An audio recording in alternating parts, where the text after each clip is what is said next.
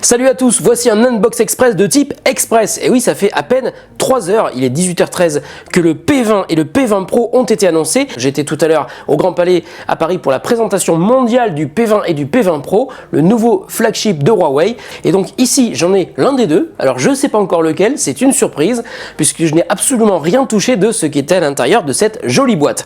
Attention, c'est parti. Oh oh, une sucette. Encore une autre. Attends, ne me dis pas qu'il y en a une troisième quand même. Ah bah si, il y a 3 sucettes. C'est vraiment intéressant. Il y a une boîte, je ne regarde pas encore lequel c'est.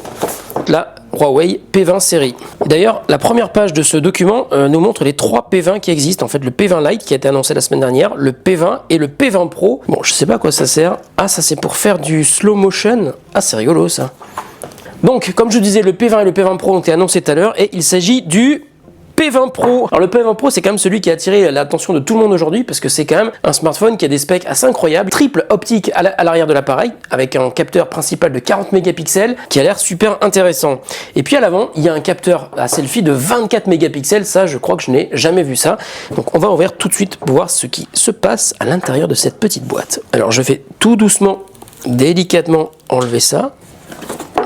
Il est magnifique. Alors il y a plusieurs couleurs qui ont été présentées cet après-midi. Là, c'est le bleu. Donc c'est la version 6,1 pouces. Comme bien souvent avec les smartphones Huawei, il y a déjà une protection qui est installée sur l'écran. Et donc à l'arrière, on a le fameux triple capteur photo, toujours développé en collaboration avec Leica. Ça y est, ça a vibré. Ah, ils ont changé le logo Huawei. D'ailleurs, Richard Yu, le CEO de Huawei Mobile, nous a montré sur scène qu'ils avaient changé le logo.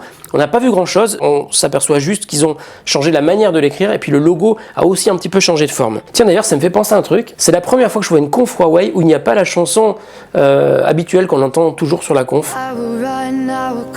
Cette chanson-là. Vous voyez ?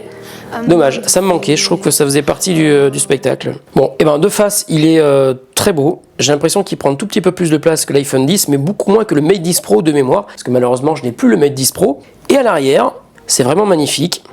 Bon, il y a un peu de traces de doigts, il prend les traces de doigts. Malgré tout, il est quand même assez fin. Pour conclure rapidement, avant un test plus complet, bientôt sur The Grand Test, le P20 Pro est commercialisé au prix de 899 €. Il a un écran de 6,1 pouces. Il est étanche, IP68, et puis il est doté de haut-parleurs stéréo. Mais ça, on le verra plus tard dans le test complet sur la chaîne YouTube. Salut, à bientôt.